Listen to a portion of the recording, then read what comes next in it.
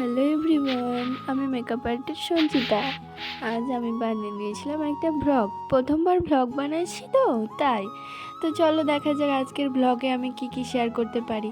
প্রথমেই আমি দেখিয়ে দিচ্ছি বৃষ্টি। এই দেখো আমার ব্যাগ গোছাচ্ছে।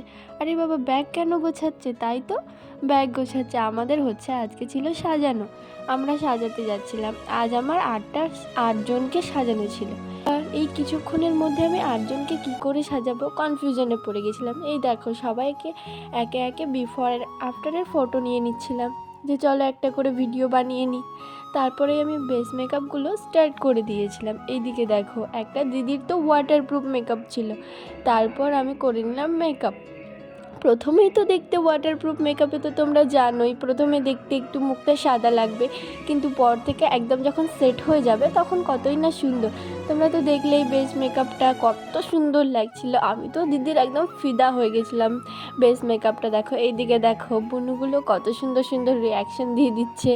চলো ভিডিও তো করাই যায়, তাই না? আর এই দিদিটার দেখো বানটা এত সুন্দর লাগছিল যে আমি কিছু বলে বোঝাতে পারবো না। তারপরে বৃষ্টি নিয়ে নিচ্ছিল ফটো ভিডিও। চলো ভিডিও ফটো নিল, তো আমি ওর একটা ভিডিও নিয়ে নিলাম ফাঁকে ফাঁকে। এই দিকে দেখো এই দিদিটার কথা কি আর বলবো।